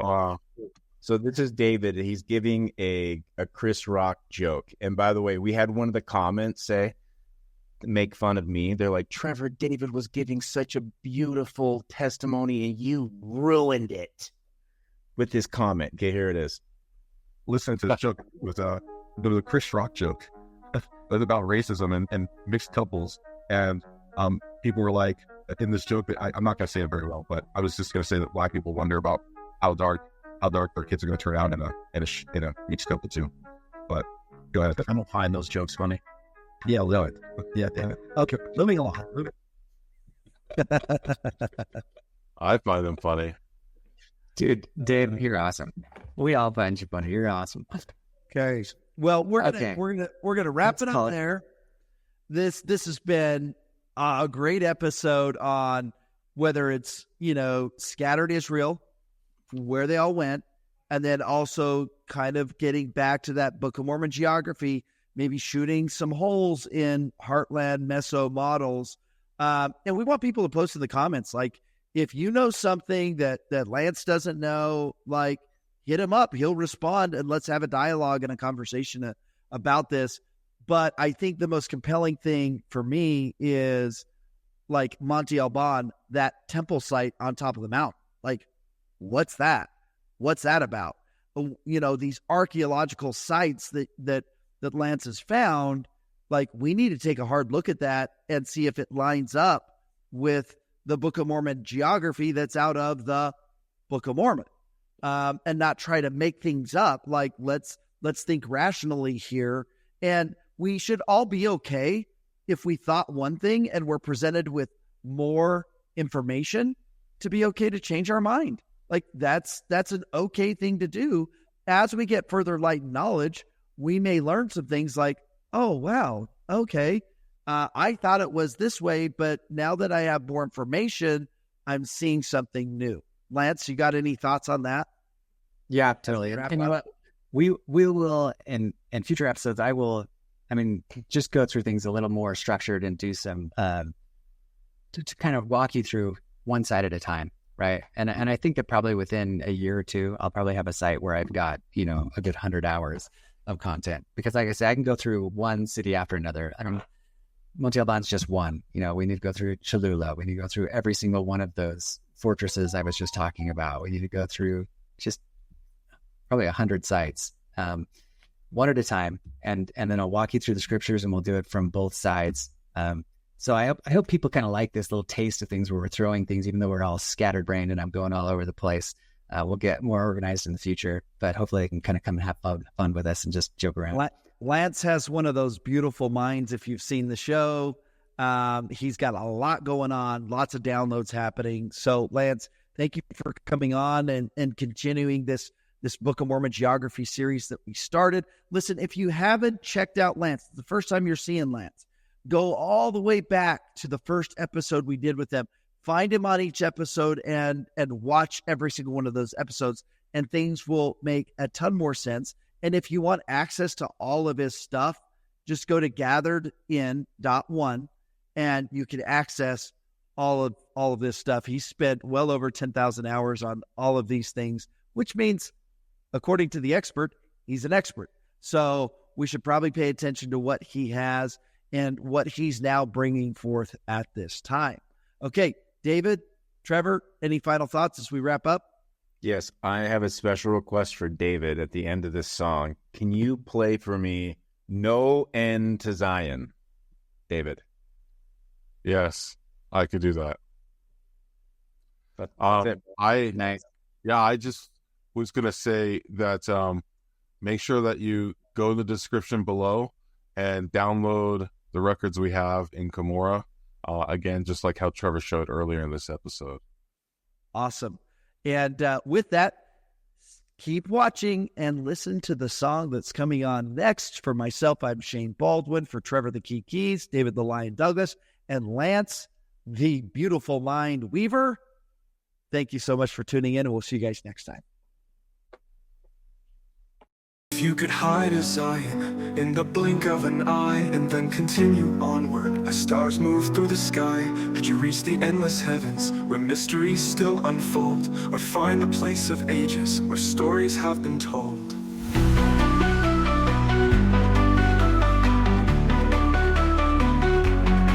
If you could hide a Zion in the blink of an eye and then continue onward as stars move through the sky, could you reach the endless heavens where mysteries still unfold, or find the place of ages where stories have been told?